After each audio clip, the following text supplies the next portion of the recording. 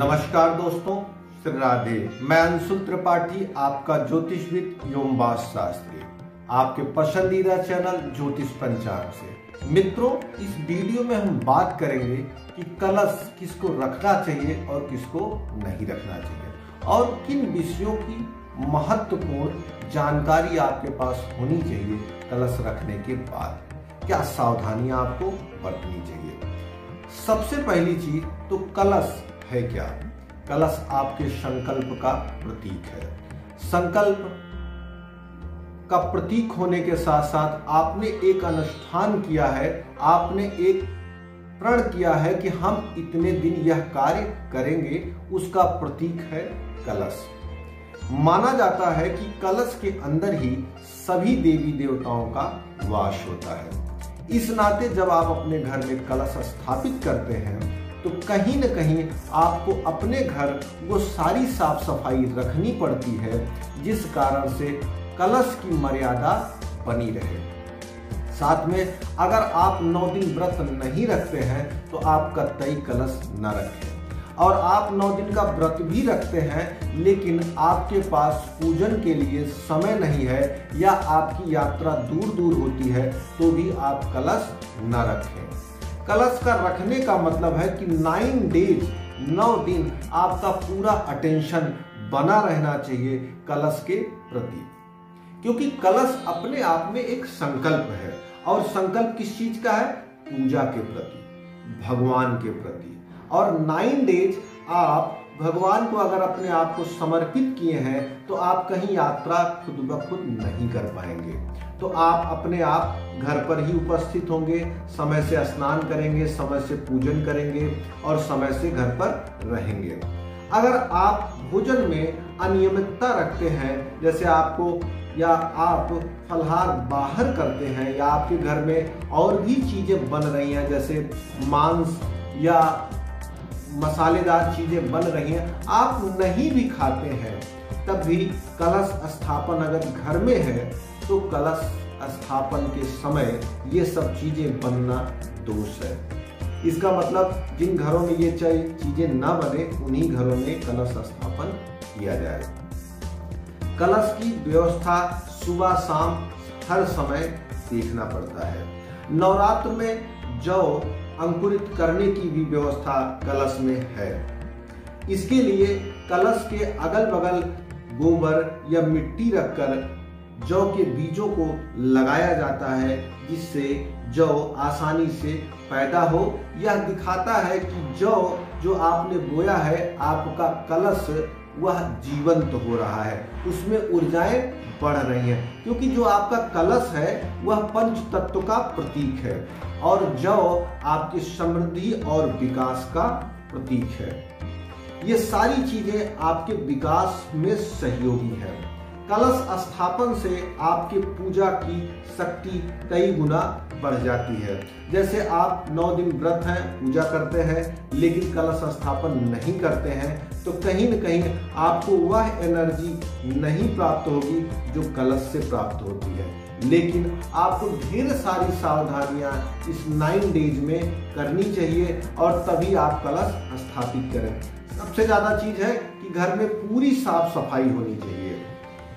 आपको ब्रह्मचर्य जीवन का पालन करना चाहिए। आप अपने सोने, खाने, पीने, रहने की सबकी व्यवस्था अलग करें। ये सारी चीजें जो अलग की जाती हैं आपके अंदर गहरी एनर्जी बढ़ाने के लिए। कलश संकल्प का प्रतीक है, कलश एनर्जी का प्रतीक है, जिससे आपके अंदर ऊर्जा बढ़ती है। कलश के अंदर जल नहीं घटना चाहिए, आप उसको बढ़ाते रहें। क्यों?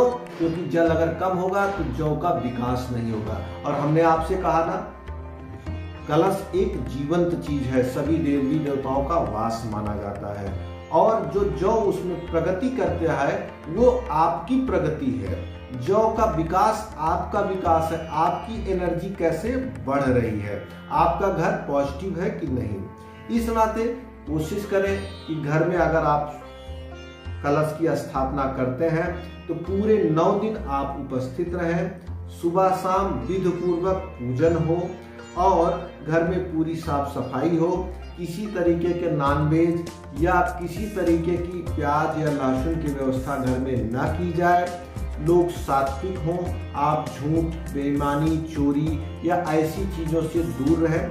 नॉर्मली आदमी व्यवसाय करता है, वहाँ पे उसको झूठ बोलना पड़ता है या कुछ ऐसे कृत्य करने पड़ते हैं जो अच्छे नहीं हैं। आदमी पेट के लिए कुछ भी करता है, लेकिन अगर आप कलश स्थापन करते हैं, घर में नवरात्रि की पूजा रखते हैं, तो कोशिश करें इन चीज़ों से आप बचें। और अगर आप नहीं बच सकते हैं तो आप कलश स्थापन ना करें।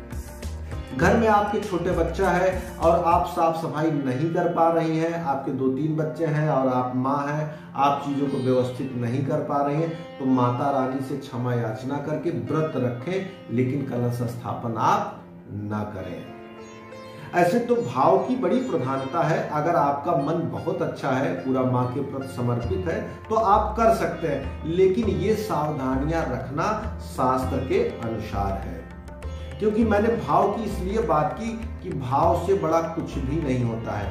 माता के प्रति अगर आपके मन में भाव है तो आप जिस भी स्थिति में होंगे आपका भोग माता स्वीकारेंगी 110%। ऐसा शास्त्रों ने भी कहा है, मेरे भी अनुभव में आया है। ये तमाम बातें हमने उन लोगों के लिए बनाई जो लोग अक्सर प्रश्न करते हैं कि हम कलश स्थापन करें कि ना करें, या किसको कलश स्थापन करना चाहिए या नहीं करना चाहिए। जो लोग केवल 2 दिन व्रत रखते हैं, प्रतिपदा और अष्टमी, वो कलश स्थापन ना करें। जो लोग 9 दिन रहते हैं वो कलश स्थापन करें, लेकिन 9 डेज पूरे विधि विधान से जो पूजन कार्य कर सकते हैं वही कलश स्थापन करेंगे। कलश स्थापन से संबंधित और भी जानकारी हमने पिछली वीडियो में दी कि कलश स्थापन किस समय करना है, अष्टमी और नवमी किस दिन है, क्या क्या चीजें ध्यान देनी, किस दिन पारण और हवन करना, इसकी भी जानकारी हमने पिछली वीडियो में दी। आप हमारी वीडियोज को लाइक करिए और हमारे चैनल को सब्सक्राइब करिए और अपने सगे संबंधी, परिवारजन, मित्रों को शेयर करिए। धन्यवाद। श्री राधे। उम्मीद करती हूँ आपको वीडियो पसंद आया होगा, तो इसे लाइक करना ना भूलें। ज्योतिष और पंचांग से जुड़ी जानकारी हम आपके लिए लाते रहेंगे, तो आपके अपने YouTube चैनल ज्योतिष पंचांग को सब्सक्राइब करें और बेल आइकन जरूर प्रेस करें, ताकि आपको लेटेस्ट वीडियो की नोटिफिकेशन लगातार मिलती रहे।